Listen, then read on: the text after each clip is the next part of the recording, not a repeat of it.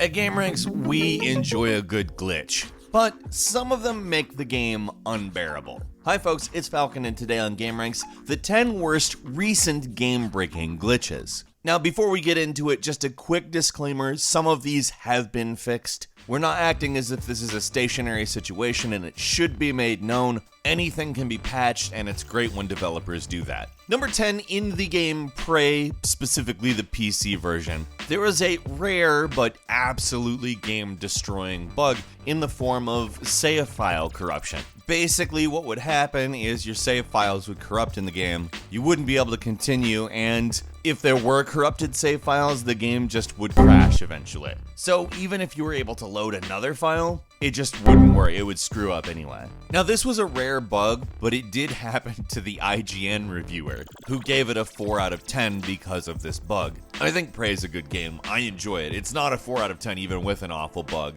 And that bug was very quickly fixed, let's be clear. But still, it's disheartening to get a brand new game that is good and you like, and it comes to a screeching halt. Number 9 is a game-breaking bug in Legend of Zelda Skyward Sword. Okay, so there's a specific string of events that causes this bug. I'm not going to detail the whole thing, but it's basically you go here, do this thing, talk to this person, complete an event, speak with a person, and other events just stop. It also messes up your save file, which cool, right? Love that. You could avoid the bug by doing these events in a different sequence, but I think more interesting is how they patched the bug. Now the Wii didn't really have a way to do this, at least in any automatic fashion or even just kind of a non-intrusive fashion. The games didn't check for updates on their own or anything like that, so they basically had to release this separate thing called the Legend of Zelda Skyward Sword Data Repair Channel, which was essentially a second program that authorized Nintendo to patch the game.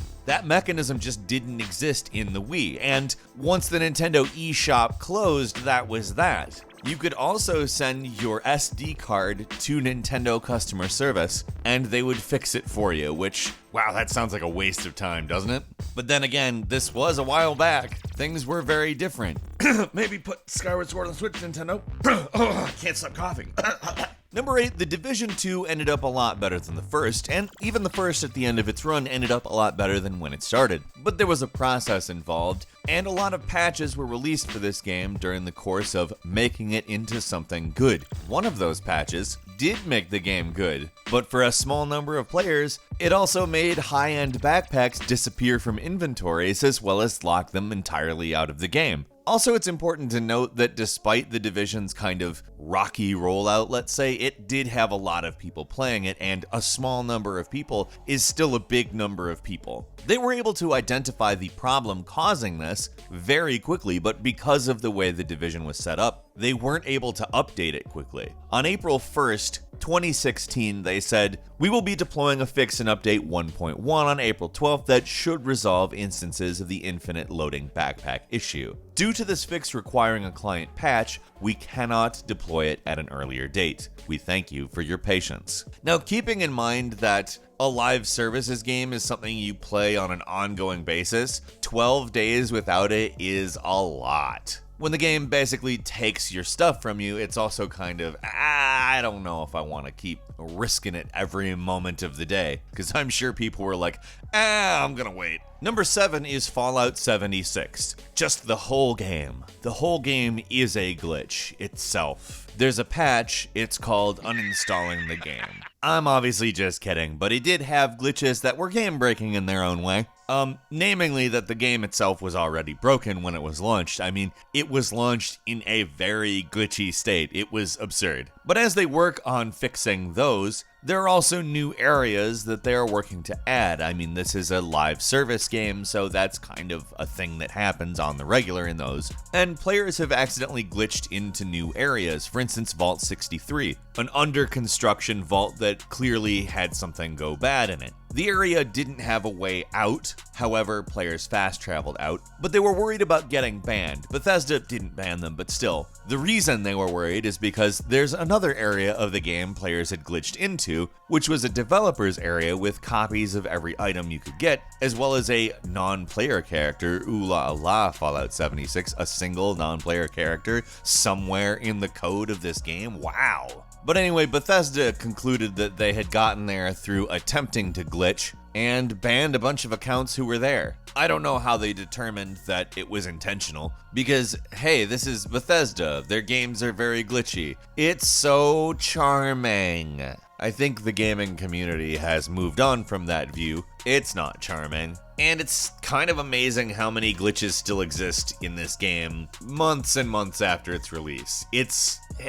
I understand they fix them and they do work on the game, but look at this game. Number 6, a map that was added to PUBG in mid-2018 contained a spot that did some things that basically were ripe for trolling. So the collision detection and the actual polygons and texture of the map did not line up. I'm guessing that some sort of artistic modification was made for the map and it wasn't properly documented, or there wasn't enough communication between teams, or whatever. It doesn't really matter. It's not actually something that is horrific if we're talking about why it's there, but its effect was. The issue is that it gave players a place to hide entirely. It was impossible to see any players hiding because they would go under the map without flying off into oblivion like what happens when you glitch out of maps. You could essentially hide underneath the actual texture, the actual polygon, and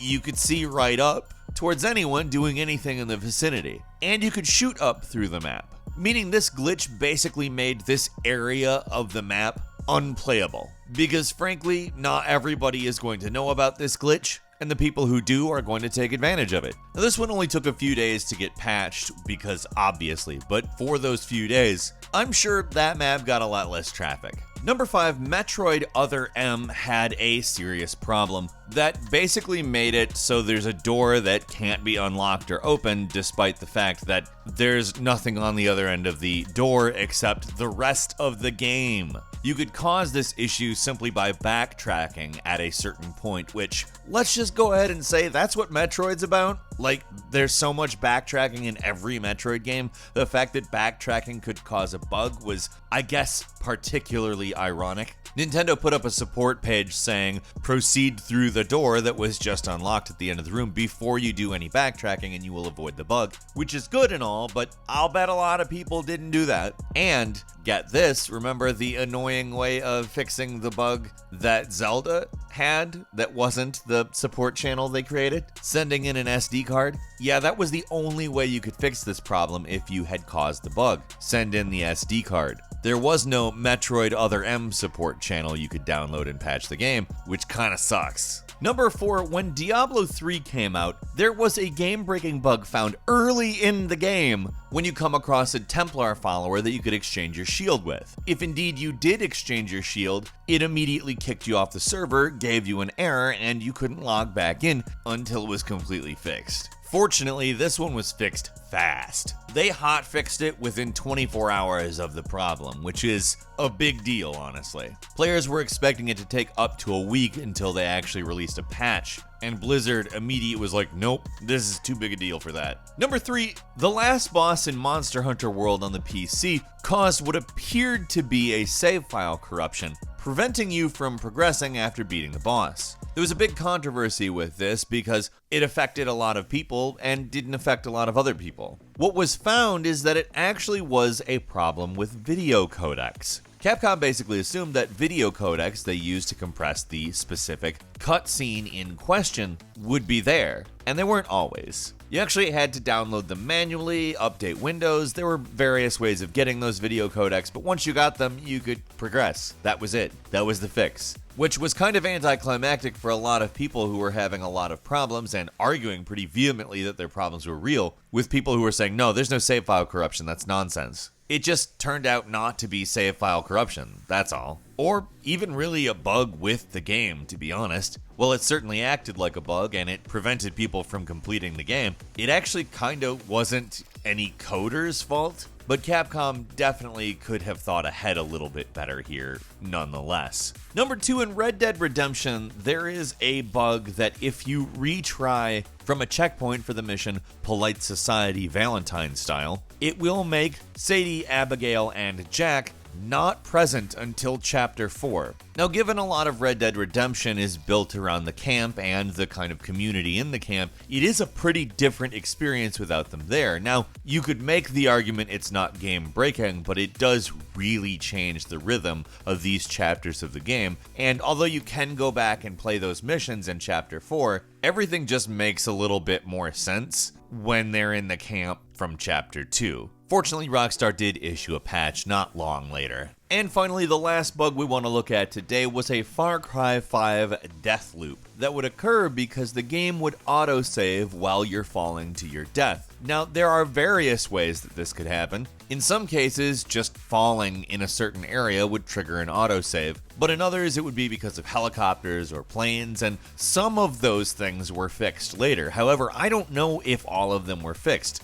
I've tried to find confirmation that some of them were fixed and I can't find it. I never personally experienced any of these bugs myself. The helicopter-oriented version of the problem was actually fixed, but I am going to go ahead and say, shouldn't that have not been there in the first place? There's plenty of other games where you fall, and they have a solution for that kind of thing. Have you experienced any, major, huge game-breaking bugs in recent games? Leave us a comment, let us know what you think, and if you like this video, please click like. If you're not subscribed, now's a great time to do so. We upload brand new videos every day of the week, and the best way to see them first is, of course, a subscription. So click subscribe, and don't forget to click the notification bell. As always, we thank you very much for watching this video. I'm Falcon. You can follow me on Twitter at FalconHero. We'll see you next time, right here on gameranx.